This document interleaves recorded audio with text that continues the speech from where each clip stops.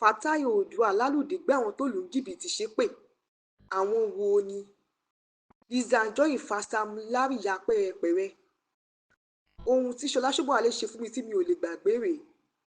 Fatai Oòduà ṣàlàyé. Ẹ jókòó, ẹ gbọ́ òyìn náà lẹ́kùnrẹ́rẹ́.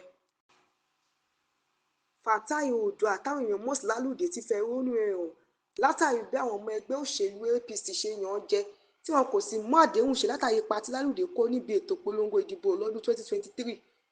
Bàbá náà sọ pé òun àti alápẹ̀ni fi oṣù méjì jìn láti lọ sí ìgbèríko láti polongo àti ṣàtìlẹ́yìn fún Bọ́lá Ahmed Tinubu àti gómìnà Èkó Babátúndé Sanwó-Olú. Ó wá tẹ̀síwájú náà rẹ̀ pé MC Olúọmọ ló kó àwọn ọjọ́ láti ṣe ìpolongo fún ẹgbẹ́ òṣèlú APC tí ó sì ti dí ìbéèrè lọ́wọ́ òun àti alápẹ̀ni ohun táwọn fẹ́ táwọn sì sọ ṣùgbọ́n di báyìí kò tí ì múṣẹ. Bàbá náà ní ohun tó dùn òun ni pé àwọn fi àkókò àwọn ìfaraẹnijì àwọn láti ṣe ìpolongo fẹ́gbẹ́ náà ṣùgbọ́n kò mú èso wá tí wọ́n sì ṣe bẹ́ẹ̀ ni pé àwọn kò rí àwọn. Táwọn bá sì ṣépè èpè náà yóò mú wọn ni àti pé gbogbo àwọn tó gbégi dínà àti gbẹ̀tọ́ àwọn ni wọn kò ní nísinmi láyé wọn. Fatai Oòduà táwọn èèyàn mọ̀ sí lálùdé ti sọ ìrírí ẹ̀ pẹ̀lú òṣèré akẹgbẹ́ rẹ̀ ìyẹn Ṣọlá Ṣóbọ̀wálé èyí tó sọ pé kò mú inú òun dùn. Lálùdé ṣàlàyé pé ìṣẹ̀lẹ̀ náà wáyé níbi ètò Ọláyẹmí Ọláyínká ṣùgbọ́n tí Ṣọlá Ṣóbọ̀wálé kọ̀ láti kí òun èyí tí Lálùdé sọ pé kò mú inú òun dùn. Sam Larry, I don't know your age.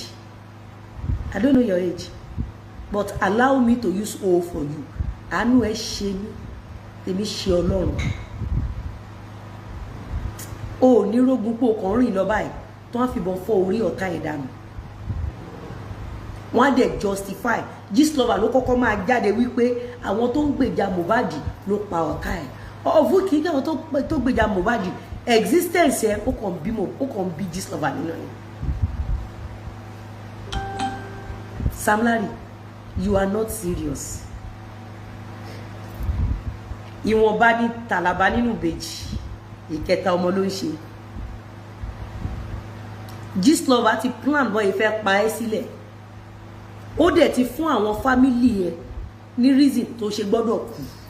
Bó o fura ó rò pé góòdì tó gbé sọ́rọ̀ ó rò pé géèmù yẹn ni. Ó ti sórí ìgbà tó sọ pé mo jalè ní Ìdúmàtà. Tó ìgbà tó ní mo jalè tó bá jẹ́ pé mo ti jáde lọ́jọ́ yẹn ẹni tó ní mo lọ jalè ní Ìdúmàtà kí n ti wọ́n lépè tọmọtọmọ ẹ̀ kí n ti lọ sílùú wa kí n ti wá títí ẹ̀ kàn. Ṣé o mọ̀ pé wọ́n bá má padà sọ pé mo jalè ní Ìdúmàtà lẹ́yìn 2 years tán ni mo jalè ní Ìdúmàtà. Ẹni tó dẹ̀ sọ pé mo jalè ní Ìdúmàtà bó ṣe sọ gẹ́lẹ́ bó ṣe package ẹ̀ gẹ́lẹ́ bẹ́ẹ̀ náà ṣe gbélé mi lọ́wọ́ after 2 years. Ìyẹn kọ́ mi lẹ́kọ̀ọ́ wípé if anybody leveled any allegation against you on this cyberspace, let the whole world know the truth.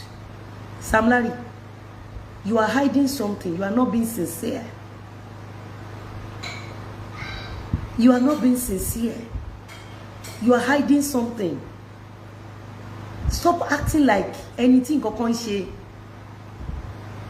Oh, lọ́wọ́ nínú òkú ọmọ yẹn wà tí Naira Marley kọ́ ló pa. But òun hùwà bí ẹni tí wọ́n dì ẹni tó ń gégùn fún. Ó mọ̀ pé táyé bá dìyàn wọ́n á di ẹ́ létí. Ibi tó yẹ kó ti pariwo tó wà ní kò kàn ẹ́ kan tó ń ṣe òkàn ẹ́. Wọ́n dì ẹ́.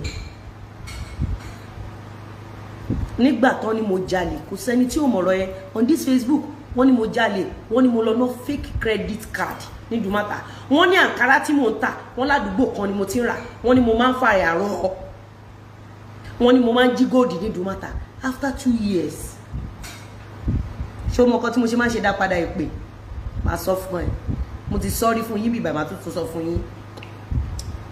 Woman yẹn gbà tọrọ Florida ṣẹlẹ̀ woman yẹn pè mí woman yẹn ní pé ọjọ́ tọ́mọ òun ṣe graduation ọmọ òun kú. Ó nígbà tóun wá pé èèyàn tó ń ṣe prayer fún òun nílé ó ní òun àti ta ni àwọn jọ ní gbólóhùn àsùn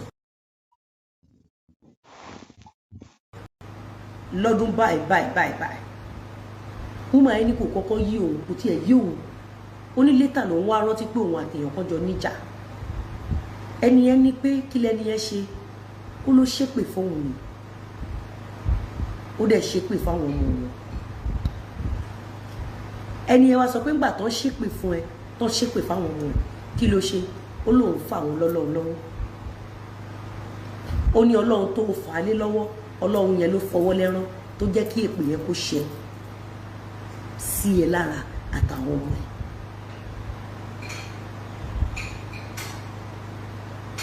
Uma ẹni màmá má gbà kẹ́nibọ̀dì ìgbà iná print fọ́tò ara wọn tó ń print gbogbo fọ́tò ọmọ Fọlá tó máa kú tó máa fojú sunkún wọn.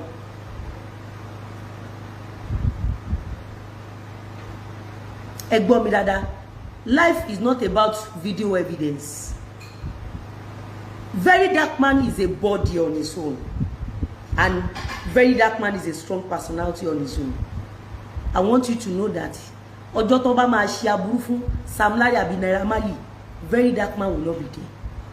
Mo ṣe máa gidi Sam Larry àti Naira Marley wọn ò bí ìyá láyà wọn dá wọn lọ gidi Very Dark Man bẹ́ẹ̀ ọkàn gidi Lizzy Anjorin bẹ́ẹ̀.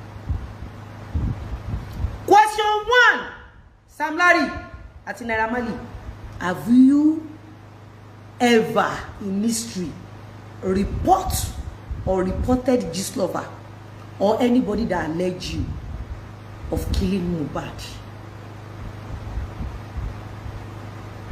Have you made any entry? Have you reported anybody? Because Sam Larry, if you reported people that allege you that you were the one that killed Mohbad, don't you think such petition should be on internet to clear your children and to get justice for you in case they kill your enemy the way they kill Tupac and kill Biggie? Because you are not foreseeing the fact that the case Gistlover is pushing looks like Tupac and Biggie in the 80s or 90s.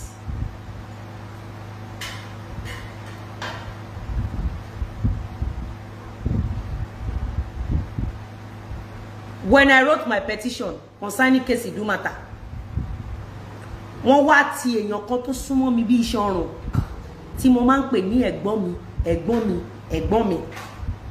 Ẹni yẹn wá tàn mí kí n withdraw kúrò ní Adéníjì. Ó ní kí n wá report sọ́dọ̀ àwọn. Mi ò kí ẹni yẹn mọ́ ní èmi, mi dẹ̀ ní kí n mọ́ for the rest of my life. Nígbà tí case Idumata ṣe.